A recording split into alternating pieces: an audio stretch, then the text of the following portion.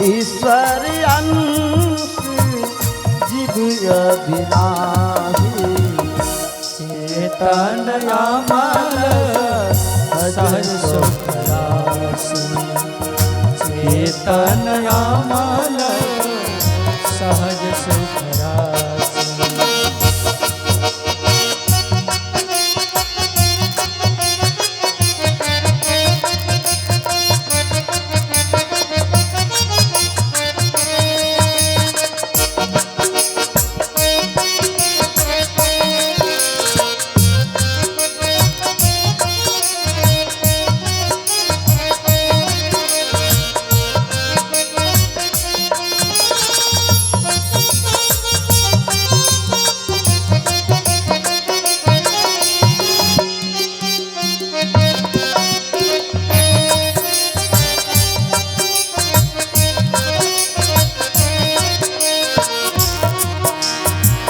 चेतन अमल सहज सुख राशि चेतन अमल सहज सुख राशि।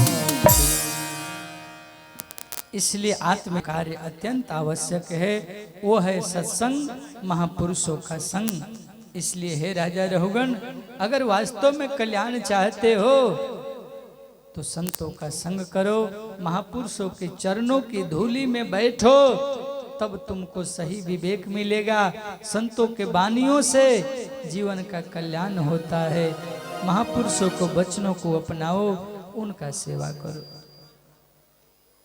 मैं पहले भरत नाम का राजा था, अपने पिताजी का सत्संग मिला, कथा सुनी, मेरे मन में बैराग आया कि घर छोड़कर वन चला गया। वन में जाने के बाद मृग शावक में ऐसी अनुरक्ति हो गई कि स्वयं मुझे मृग बनना पड़ा। उसके बाद ज्ञान हुआ तो मैं पुनः जड़ भरत बन के आया हूँ। अब इसी जन्म में हमको मुक्ति पाना है। रघुवन का जो सत्संग करने की भावना था वो आज जड़ भरत से पा करके वहीं से वापस लौट गया। और श्रीमद् भागवत के ज्ञानी जड़ भरत और तीसरे दुष्यंत नंदन भरत और हमारे केकई नंदन भरत, इन्हीं भरत के नाम पर इस देश का नाम भारतवर्ष पड़ा है।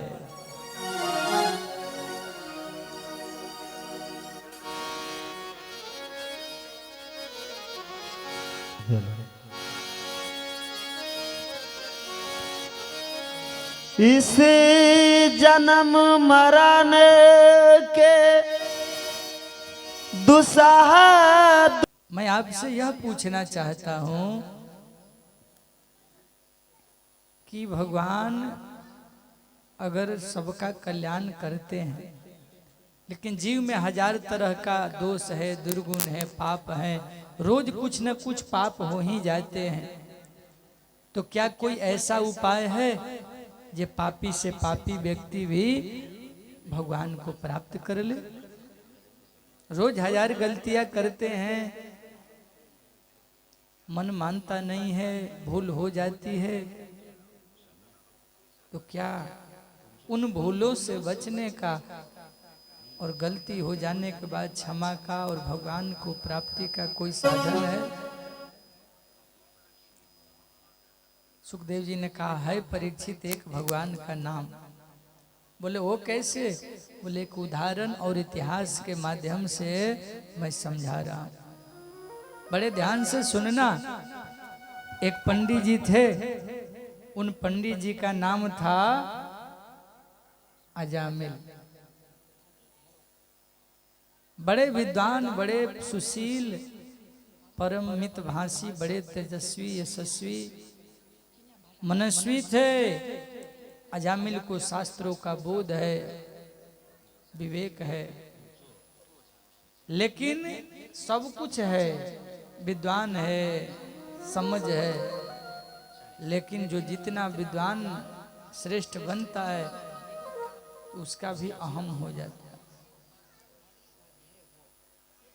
रावण में सब कुछ था पर मन बिगड़ा था, वासना में लिप्त था। अजामिल में सब कुछ है पर मन बिगड़ा हुआ। मन कहाँ कहाँ हम लोगों का बिगड़ा है वो बताने का जरूरत नहीं है। अपने अपने हम लोग जीवन को देखेंगे तो समझ आएगा। मन किया तो क्रिकेट खेल लिए, भाई खेल है, खेलना चाहिए।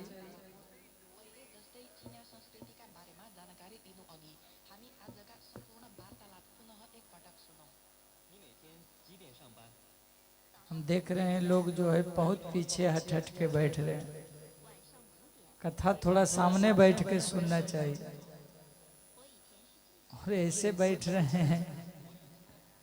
कम से कम बूढ़ा दादा लिगो तो सामने आके बैठो। हाँ सुधाकर जी, पीछे वाले लोगों को कहिए जो सब आगे बढ़ के आकर के बैठे। ऐसे खिचड़ी जैसे बैठिएगा। हाँ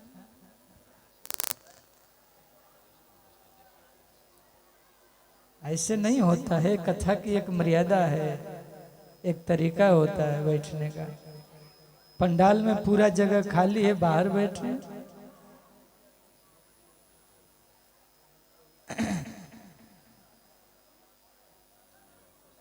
आगे आके सब लोग बैठे, सब आगे आए।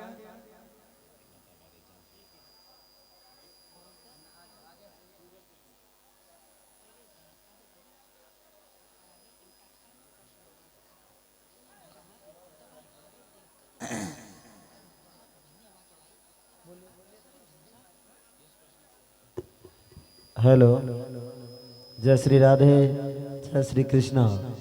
सभी श्रद्धालुओं भक्त प्रेमियों से निवेदन है आप शोरगुल ना करें और कथा में बैठना, साक्षात परमात्मा की गोद में बैठना और आप शांति से कथा सुने। और इधर उधर जो है सभी भाइयों से निवेदन है, बहुत सारा ढेर जगह पड़ा हुआ है, आप आकर के बैठें और कथा को श्रवण करें, अपने जीवन को सफल बनावे। जय श्री राधे, जय श्री कृष्णा। आइए, हमारे बाबा महाराज मन की बात कर रही थी, आइए। हमारे मन में काम प्रवेश करने के दो मार्ग हैं, एक है आंख और दूसरा है कान। आंखों से आप अगर गंदे चीज देखना प्रारंभ कर दिए तो भरता नहीं है, देखते जाओ देखते जाओ देखते जाओ। इंद्रिया इतनी दुष्ट है ये ना नहीं बोलती है। वहां बैरियर नहीं है, एक बार डूबे तो गए। हाँ, और जब से सोशल मीडिया आया है, जब से डाटा फ्री हुआ है, जब से जियो आया है, तब तो जवान भाई बहनों को तो जिंदगी ले बिता तबाह कर दिया सबको। अच्छा तो हो नहीं पाता, न कर पाता। अब नहीं कुछ बचा है तो ड्रीम 11 खेलने में लगे। हाँ?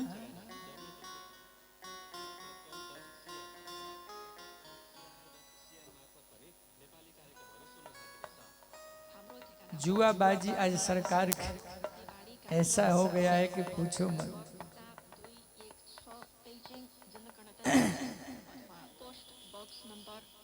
कानों से गंदा नृत्य संगीत सुनोगे तो कानों से काम वासना प्रवेश करेगा, मन में भी प्रवेश कर लेगा। आज अजामिल का जीवन भी वही है। अजामिल का जीवन क्या है? सभी गुण विद्यमान है, लेकिन एक दिन अपने नित्य कर्म से निवृत्त होकर लौट रहा था तो किसी वेश्या को किसी पुरुष से संबंध करते देख लिया। उस गणिका को देखते ही अजामिल के मन में काम प्रविष्ट हो गया। एक दिन देखा था उस गंदे दृश्य को तो अजामिल के मन में काम वासना जग गया।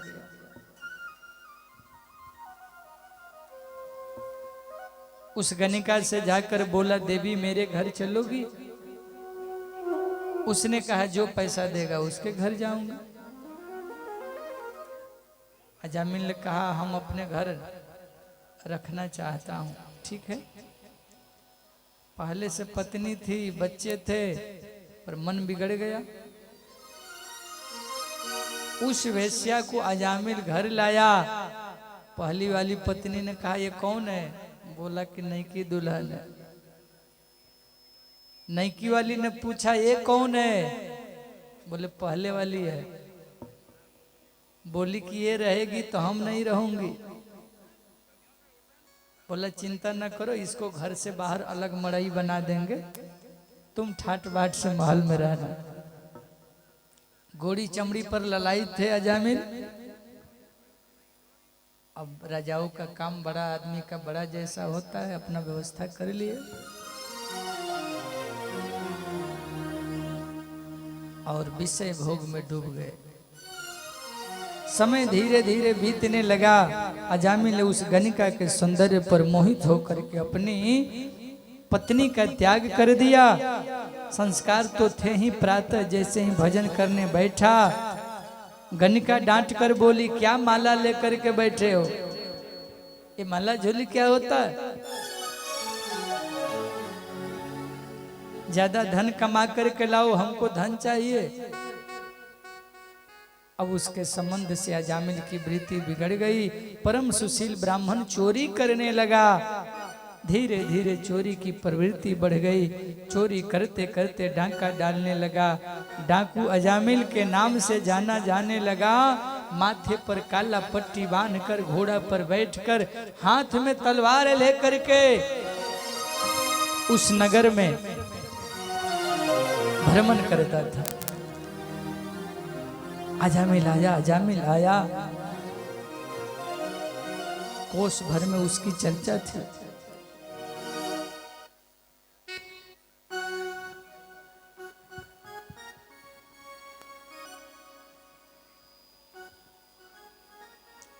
उस गणिका के माध्यम से अजामिल के घर में एक नहीं 9 पुत्र हुए। 9 संतान उस घर में हो गए। अपने जीवन में ऐसा अभ्यास करना चाहिए कि सायंकाल आधा घंटा भी सत्संग आपको मिले तो आपको लगेगा कुछ हुआ। रोज सत्संग करना चाहिए। जब अजामिल के 9 बच्चे हो गए तो अयोध्या के कुछ संतों की मंडली श्री धाम वृंदावन जा रही थी। पहले संत पैदल चलते थे पूरे मंडली के साथ, उसको जमात बोला जाता था। 1000, 500, 200, 400, 100, 50 साधु अपना अपना झोली, कमंडल, कपड़ा, कंबल लेकर के साथ चलते, पैदल चलते थे महात्मा। पूरी जमात जटा लगाए, भस्म रमाए, त्रिपुंड लगाए, डमरू लिए, शंख बजाते महात्मा धूमधाम से चलते।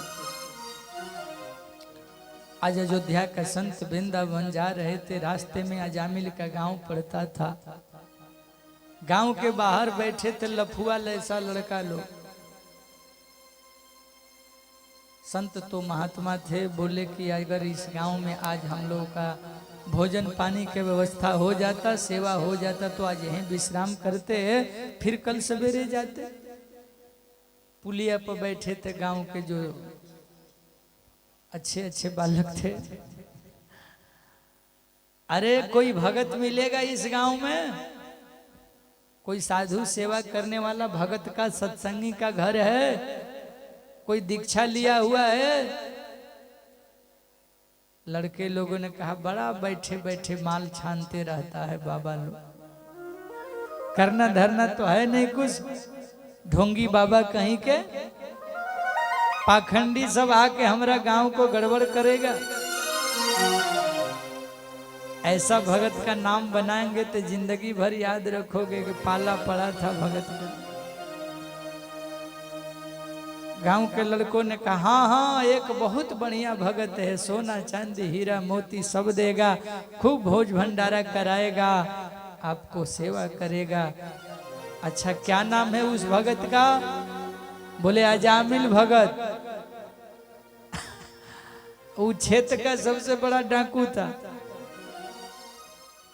लड़का लोग क्या बता दिया, ए मैया ए सामने बात न करो। लड़का लोगों ने क्या बताया, अजामिल भगत। अब बाबा लोग भगवान का कीर्तन करते कहाँ पहुंच गए, अजामिल के दरवाजे पे। ओ अजामिल भगत सीताराम,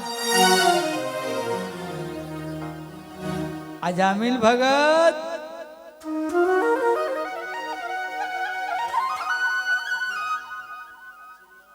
अजामिल तो गया था डाका डालने, घर में पत्नी थी। पत्नी सोची ये भगत कब से बन गया। बाहर निकल के देखी तो 50 संतों का भीड़ लगा है। अरे माता जी अजामिल भगत है। अरे बाबा ये भगत का घर नहीं है। अरे मैया लड़का लोग तो बताए कि अजामिल भगत बड़ा सेवा करता है, साधु सेवा करता है। सोची कि साधु से झूठ बोलना ठीक नहीं होगा, ऐसे भी मेरा कर्म ठीक नहीं रहा है, पर साधु महात्मा से मैं झूठ नहीं बोलूंगी। बोली बाबा क्षमा करिए, गलत जगह आप आ गए हैं। ये कोई भगत का घर नहीं है, इस क्षेत्र का सबसे बड़ा डाकू का घर है। महात्मा जी श्री महंत जी ने कहा, बिटिया जब हमने भगत कह दिया है तो अजामिल को भगत बना के छोड़ूंगा।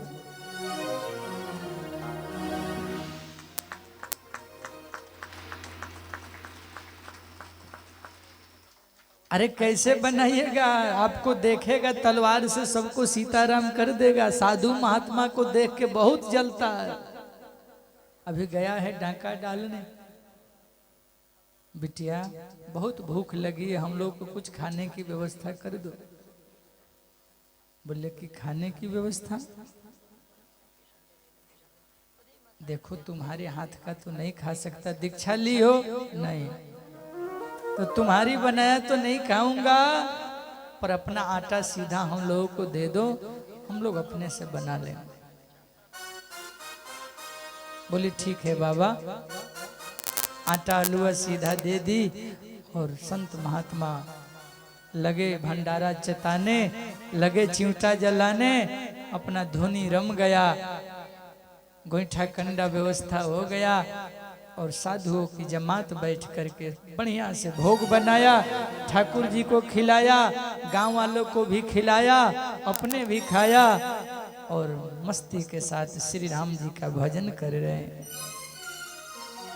जब आधी रात हो गई भजन करते करते तो महंत जी की आंखों में आंसू आ गया। मैंने इस पापी का अन्न खाया हूं, इस अजामिल पापी का अन्न खा करके भी अगर मैं इसका उद्धार नहीं करूंगा तो साधु भेष को कलंक लग जाएगा।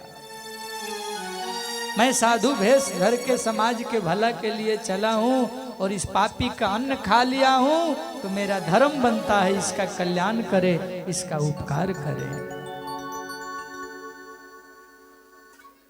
और रात भर आंखों में आंसू लेकर के हमारे महंत जी भगवान का भजन कर रहे।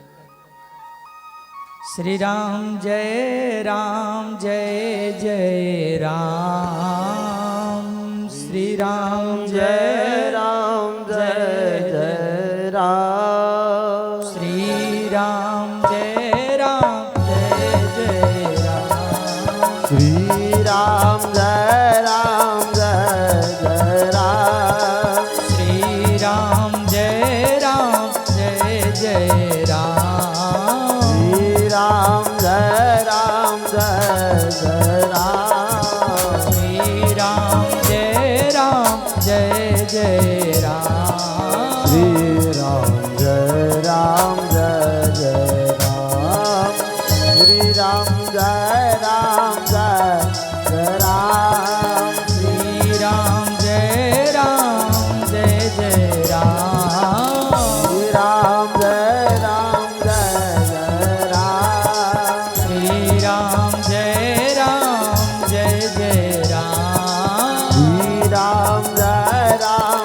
सब लोग गाइए।